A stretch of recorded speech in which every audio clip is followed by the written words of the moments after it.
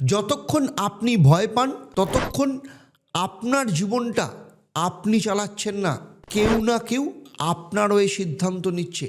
আজ যদি আপনার মনে হয় আমি এত চেষ্টা করি তবু ফল কেন দেরিতে আসে, আমার জীবনের সব কিছু কেন কঠিন রাস্তা দিয়ে আসে, আমি কি সত্যিই ভুল মানুষ, তাহলে এই ভিডিওটা আপনার জন্য।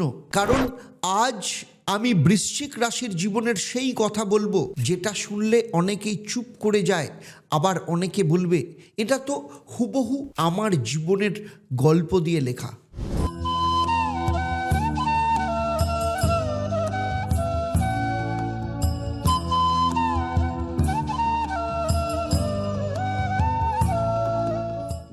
ওম হরি ব্রহ্ম। নমস্কার। শুধু পশ্চিমবঙ্গ বা ভারতবর্ষ নয়, সারা পৃথিবী জুড়ে আমার যে 1.5 লক্ষের ওপর স্যাটিসফাইড ক্লায়েন্ট রয়েছে বা সন্তুষ্ট ক্লায়েন্ট রয়েছে এবং দীর্ঘ 28 বছরের প্রফেশনাল এক্সপিরিয়েন্স থেকে আজ আমি আপনাদের সামনে এমন কিছু তথ্য আলোচনা করব যেগুলো আপনাদের কাছে সম্পূর্ণ অজানা ছিল। তবে তার আগে অ্যাস্ট্রোনম আচার্য দেবদত্ত ফেসবুক পেজ এবং ইউটিউব চ্যানেলে আপনাদের সবাইকে স্বাগত জানাই।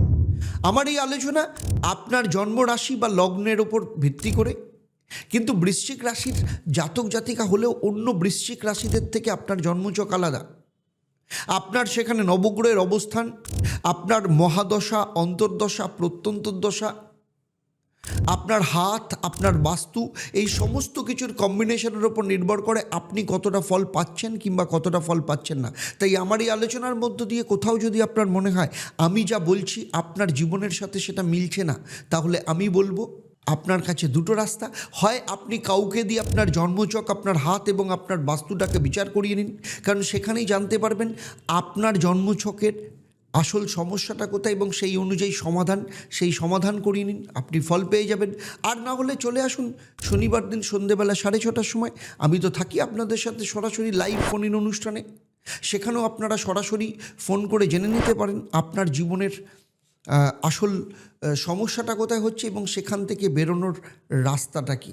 সব দান টাকার নয়, কিছু দান ইতিহাস তৈরি করে। দক্ষিণেশ্বরের কাছে ঠাকুর শ্রী শ্রী রামকৃষ্ণ পরমহংস দেবের জন্মতিথিতে উদ্বোধন হতে চলেছে ঈশ্বরের মন্দির। তাই আজই আপনার সাধ্যমতো অর্থ সেবা দিন এবং ঈশ্বরের সদস্য পদ গ্রহণ করুন। আপনার নাম লিখে রাখুন এই পবিত্র যাত্রায়। তাই নিচের নম্বরে যোগাযোগ করুন। দেখুন কেন বৃশ্চিক আলাদা, কারণ বৈদিক জ্যোতিষ অনুসারে বৃশ্চিক রাশি হচ্ছে যে কালপুরুষের যে দ্বাদশ রাশির মধ্যে হচ্ছে অষ্টম রাশি। আর এই রাশির অধিপতি গ্রহকে মঙ্গল, সেনাপতি যোদ্ধা, কিন্তু এই রাশিতেই চন্দ্র কিন্তু অস্ত যায়। এর মানে কি? এর মানে বৃশ্চিক রাশির মানুষ ভেতরে ভেতরে অনেক কিছু অনুভব করে কিন্তু বাইরে তা প্রকাশ করতে পারে না। তারা শক্ত, কিন্তু সেই শক্তির ভেতরেই লুকিয়ে আছে অদ্ভুত এক নীরব কষ্ট। যেমন শৈশব, যেখানে জেদ নয় জন্ম নেয় অস্থিরতা। শৈশব যেখানে জেদ নয় জন্ম নেয় অস্থিরতা। শৈশবে বৃশ্চিক রাশির সন্তানদের নিয়ে বাবা মা প্রায়ই বলেন যে বাচ্চা এত জেদি কেন, এক জায়গায় বসতে পারে না কেন, কিন্তু সত্যিটা কিন্তু আলাদা। এটা জেদ নয়, এটা মঙ্গলের অস্থির শক্তি আর চন্দ্রের নিরাপত্তাহীন মন। এই শিশুরা দ্রুত বিরক্ত হয়, ছোট বিষয় নিয়ে কাঁদে, নতুন জিনিসে আটকে যায়, আবার ছেড়েও দেয়। তারা সব থেকে বেশি কষ্ট পায় কারণ তারা বুঝতে পারে আমাকে কেউ ঠিকমতো বুঝছে না। এরপরে যৌবনে পরিশ্রম আছে কিন্তু স্বীকৃতি নেই। যৌবনে বৃশ্চিক রাশির মানুষেরা অতিরিক্ত চিন্তা করে, একটা কথা তাদের মাথায় ঘোরে, আমি কি ঠিক করছি? তারা কাজ ছোট বড় দেখে না, মানুষ ধনী দরিদ্র দেখে না, নিজের সর্বস্ব দিয়ে কাজ করে পরিবারকে ভালোবাসে কিন্তু দেখাতে জানে না। ফলে কি হয়? রাগ জমে, হতাশা বাড়ে, পরিবারের সঙ্গে কোথাও না কোথাও দূরত্ব তৈরি হয়, অনেক সময় মাথা ব্যথা, মানসিক চাপ, অকারণ দুশ্চিন্তা হয়। কিন্তু মনে রাখবেন এই মানুষটাই ভবিষ্যতের সবথেকে দায়িত্বশীল হয়। শিক্ষা এবং ক্যারিয়ারের ক্ষেত্রে বলবো দেরিতে জ্বলে ওঠা আগুন, কারণ বৃশ্চিক রাশির খুব মেধাবী ছাত্র নয়, কিন্তু খুব গভীর জ্ঞানী। তারা বই পড়ে, মানুষকে দেখে শেখে, অভিজ্ঞতা জমায়। 26 থেকে 27 বছর পর্যন্ত কেরিয়ারে নিয়ে খুব ধীর গতিতে চলে। তখনই তারা ভাবে আমি কি ব্যর্থ? না, আপনি ব্যর্থ নন, আপনি দেরিতে ফুটে ওঠা মানুষ। 26-27-এর পর থেকে ধীরে ধীরে সাফল্যের শিখরে উঠতে থাকে, কাজকে খুব সিরিয়াসভাবে নেয়। দাম্পত্য জীবনের ক্ষেত্রে বলবো ভালোবাসা আছে, বোঝাপড়া দেরিতে। কারণ সপ্তম ঘরের অধিপতি গ্রহ শুক্র, বৃষ রাশির অধিপতি। এর মানে জীবনসঙ্গী রোমান্টিক কিন্তু মেজাজি, অনেক প্রত্যাশা, অনেক চাওয়া। বৃশ্চিক রাশির নীরবতা আর সঙ্গীর আবেগ, এই দুয়ের মধ্যে কিন্তু একটা ভুল বোঝাবুঝি হয়, কিন্তু বয়স বাড়ার সঙ্গে সঙ্গে এই সম্পর্কটাই সব থেকে স্থায়ী আশ্রয় হয়ে দাঁড়ায়। সন্তানের ক্ষেত্রে বলবো যেখানে বৃশ্চিক পরাজিত হয় না। পঞ্চম ঘরের অধিপতি কে? বৃশ্চিক রাশির পঞ্চম ঘরের অধিপতি হচ্ছে বৃহস্পতি। এটা বৃশ্চিকের সবথেকে বড় আশীর্বাদ। তাদের সন্তানরা জ্ঞানী, সৎ, সংস্কৃতিবান, আধ্যাত্মিক হয়। আপনি নিজে বিখ্যাত না হন, কিন্তু আপনার সন্তানরাই আপনাকে পরিচিত করে তুলবে। এবারে আসি বৃশ্চিক রাশির গোল্ডেন পিরিয়ড কবে। জীবনের আসল টার্নিং পয়েন্ট আসে 26 বছরের পর এবং 34-35-এর মধ্যে এটা ঘটে।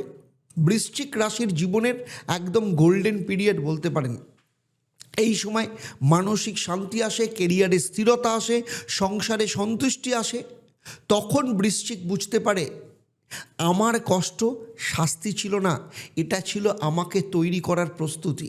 প্রচুর চেষ্টা করছেন কিন্তু কিছুতেই চাকরি হচ্ছে না, কিংবা ব্যবসা করছেন, ব্যবসাতে প্রচুর লস হচ্ছে, কিছুতেই লাভের মুখ দেখতে পাচ্ছেন না, কিংবা আপনার সন্তানের বিয়ের চেষ্টা করছেন কিন্তু কিছুতেই বিয়ে হচ্ছে না, অথবা বিয়ে দিয়েছেন কিন্তু বিবাহিত জীবন অত্যন্ত খারাপ, ডিভোর্সের মুখোমুখি জায়গায় দাঁড়িয়ে আছে, অথবা দীর্ঘদিন ধরে চেষ্টা করছেন কিন্তু ফলে কিছুতেই সন্তান সুখ আসছে না, নাকি আপনার সন্তান প্রচন্ড অবাধ্য, পড়াশোনা করছে না, কোনোভাবেই মন দিতে পারছে না, অথচ সামনে পরীক্ষা, কিছুতেই বুঝতে পারছেন না কি করবেন। যদি এমন কিছু সমস্যা থাকে যেগুলো নিয়ে আপনি ভাবছেন যে আপনি আর জীবনে বেরোনোর রাস্তা খুঁজে পাচ্ছেন না, প্রচন্ড বিভ্রান্ত, মানসিক দিক থেকে ক্লান্ত, মানসিক অশান্তিতে ভুগছেন, তাহলে আমি বলবো আমি কলকাতায় গড়িয়াহাট এবং হাতিবাগান, সেই সাথে শিলিগুড়ি, তমলুক এবং বর্ধমানে অফলাইন চেম্বারে কিংবা অনলাইনে সরাসরি আমার সাথে কথা বলতে, আমার সাথে কনসালটেশন বুক করার জন্য নিচের নাম্বারে এক্ষুনি যোগাযোগ করুন।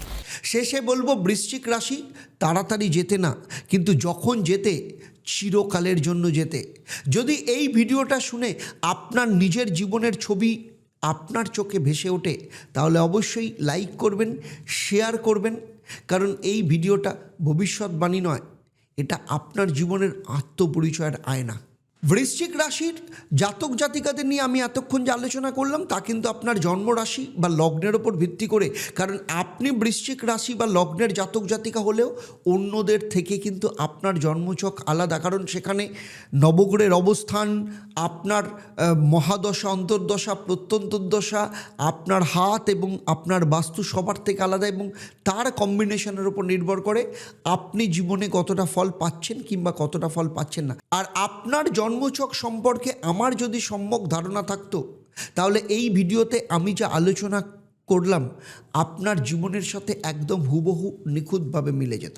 বৃশ্চিক রাশি নিয়ে আমার এই আলোচনা, আপনাদের মতামত অবশ্যই আমাকে নিচে কমেন্ট করে জানাবেন।